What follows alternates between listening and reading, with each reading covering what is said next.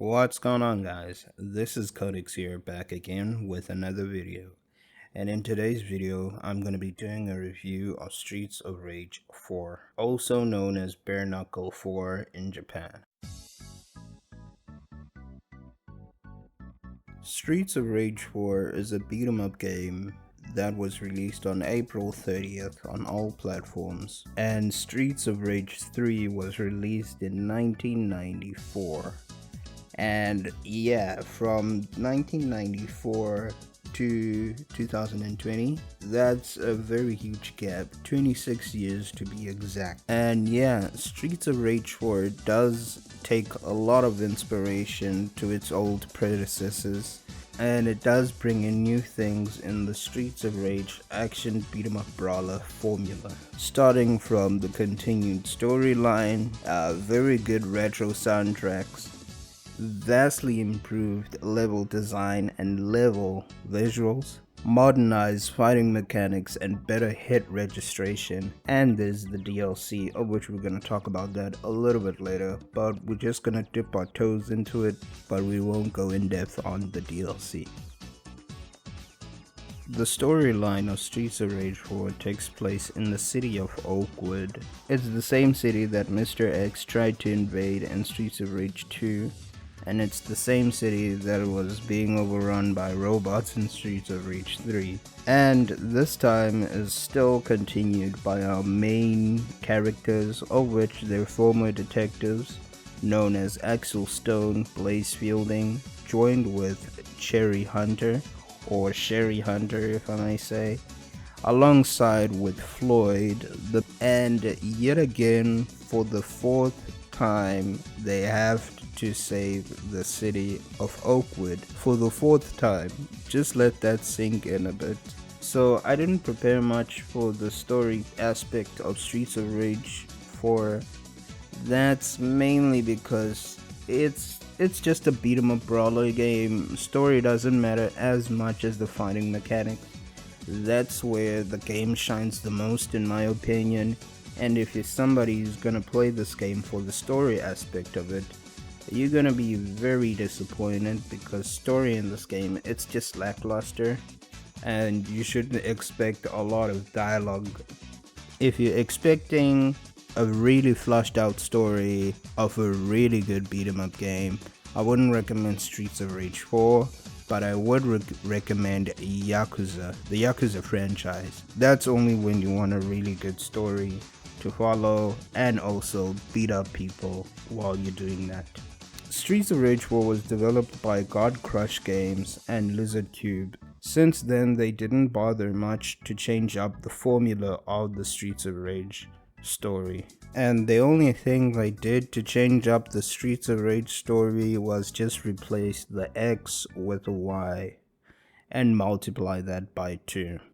And as I've said previously, if you're gonna play this game, you're only doing it for the beat 'em up part, not the story. To add a bit more cringe to the script, the Y Twins' evil plan is to take over the city of Oakwood using the power of music. And this leads me to the next topic, which is the music. The music in Streets of Rage 4 does a great service to retro arcade machines. For one, playing arcade machines never required headsets. It was a public place, and thus the music of these machines would have synth music with a little bit of a bass boost. So let me try to paint you a picture of what I'm trying to say. Imagine a passageway with each side containing video games. All of these arcade machines, they would be right next to each other. So yeah, there was a lot of music being played at the exact same time. The point that I'm trying to make is that whatever arcade machine had the loudest music and was good enough to jam to, that's the machine that would be played the most often because of the good music and the good vibes you would get while playing the machine. So just to cut the long story short, Streets of Rage 4 music is heavily inspired from that era of video games. Enough with the history lesson, let's talk about Streets of Rage 4 music. Let me start off by saying I love synth music. It's the type of music that I normally listen to while studying. The rhythm of the beat in synth music can keep me focused on something for a while. So yeah, I really like synth music, and Streets of Rage 4 has a lot of good banger tracks. The music in Streets of Rage 4 is really great. The rhythm and flow of the music changes as you progress through the levels of the game. It's a subtle change as you go along the city of Oakwood. If you by any chance dislike the music, you can always go back to the menu and switch the tracks to the retro tracks from the arcade machine era. So a good example of these subtle changes, I will play it right now.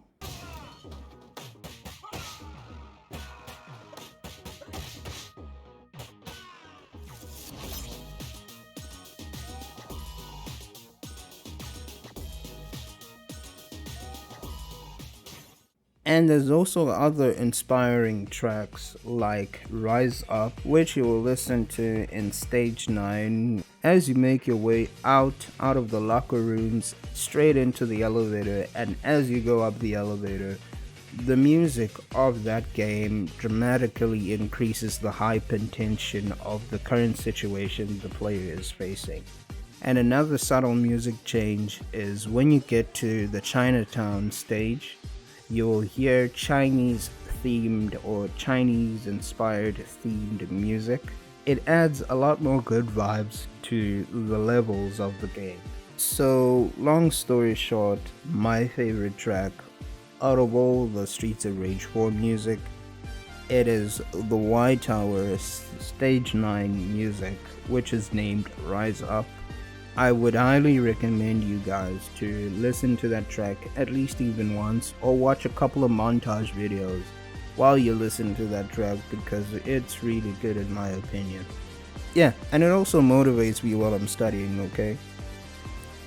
But the downside to the music in my opinion is the retro arcade tracks.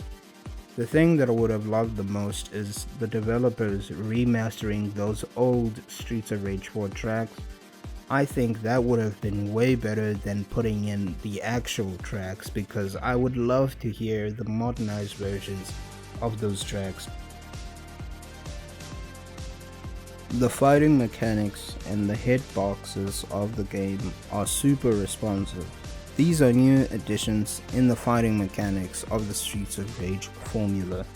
That's due to the fact of retro games meeting modernized techniques of game development, thus will make super good hit registration. So the new additions to the fighting mechanics of the game is that you can recover if an enemy throws you or knocks you down by just double tapping the jump button before you land. That will help you to avoid fall damage or landing damage, if I may say. It's possible to do it with every single character in the game. And the second new addition is that enemies can bounce at the edge of the screen. The third one is that you can catch enemy throwable weapons in mid-air by just double tapping the grab button before the throwable weapon hits you. It's kind of tricky to do, but it's also something you can absolutely master if you just put in the time and patience into grabbing those throwables while in mid-air. It's not easy to do, but it's really good once you get the hang of it, and you can pull off a lot of stylish combos by doing that. So long story short, the fighting mechanics are heavily improved upon. And when you get used to the wide range of versatile movements in the game, you can be able to maneuver around a lot of enemies.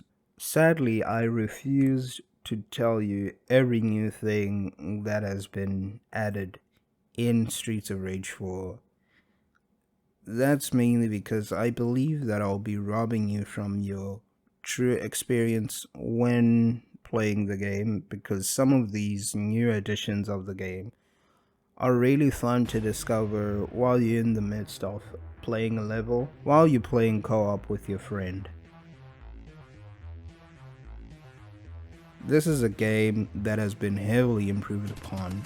If you're able to get the game on a good sale, or if you want to play LAN co-op with a mate, I would highly recommend you guys to get this game.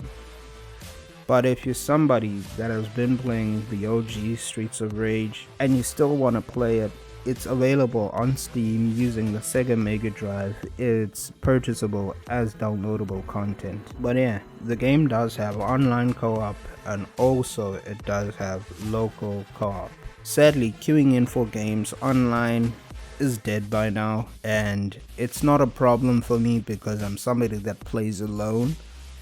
And it won't be a problem if you're planning on playing alone, because the game isn't that hard even on normal. You just only have to get used to the fighting mechanics and master them.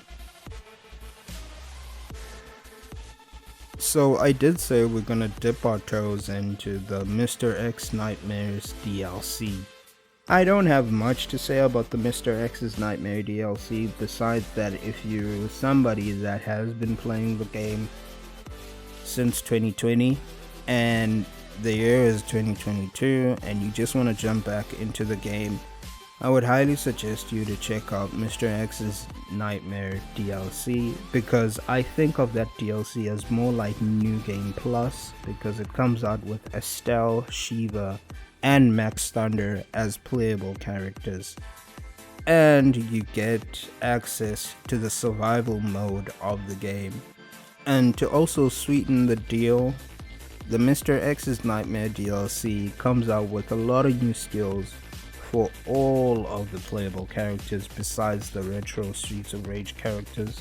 It adds a lot of new skills like offensive skills, defensive skills, new super moves, and it also adds a lot of new dash moves, so you can tweak your character to your liking if you grind enough of survival mode.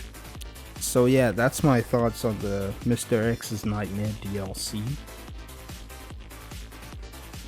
So ladies and gents, it's that part of the video where I say thank you for watching. If you enjoyed the video, please let me know in the comments down below. I will come up with more new videos over the next couple of weeks. Making these videos, it's kind of difficult for me, but I try to bear with the process of it.